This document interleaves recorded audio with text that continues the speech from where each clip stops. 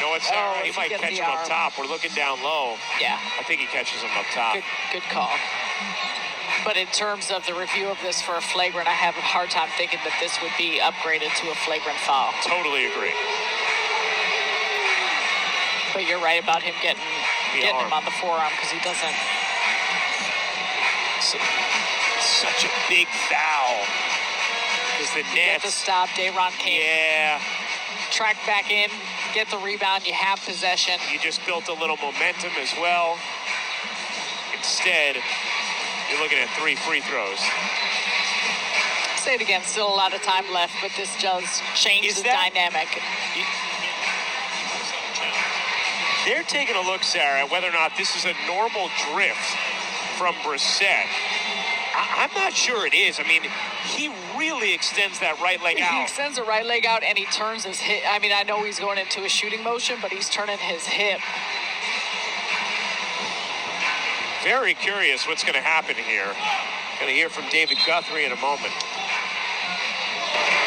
After replay review, the play is upgraded to a flagrant penalty 1. Wow. The shooter steps on the defender's foot, which is considered a reckless closeout. Boy, I know there was a lot of time to digest that. That just does not feel on the mark for a reckless closeout. Well, in the description of stepping on the defender's foot, but the defender's foot was not under the airspace of the shooter. Right. Prior to when he was going up into a shooting motion. Right. It felt like Brissett had an unnatural finish of the right foot. The right foot, and that's the only reason why Sumner ended up underneath him.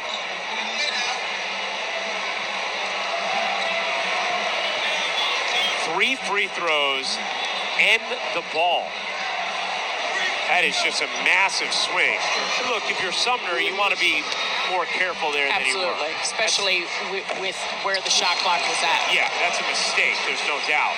But that is just really surprising that is called a flagrant 1. We know the rule. We know reckless closeouts are going to be called flagrants. We've seen it earlier in the game on the other side of things. But that just really felt like Brissett kind of found his way under Sumner. It felt like, watch Sumner's foot. Sumner pulls his foot backwards. Look at this. His feet end up backwards. And you said that about backing up. Yeah. And Brissett kind of dives into him. That's a really interesting one to get more color on. Now, meanwhile, Brissett misses 2 of the 3 free throws. Sumner goes to the bench for the moment. 4 fouls for Sumner. Halliburton gets it off to Turner. Turner attacks the closeout at Sharp. Turner just too strong. Miles Turner, 12 points now.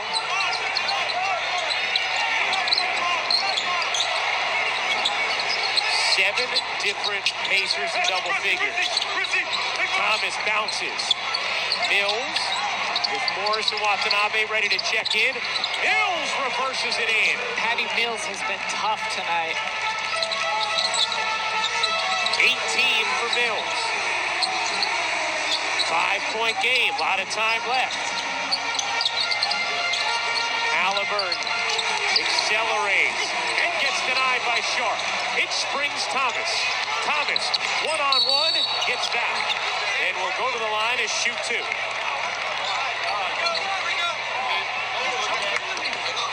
The officials are going to talk about whether or not they want to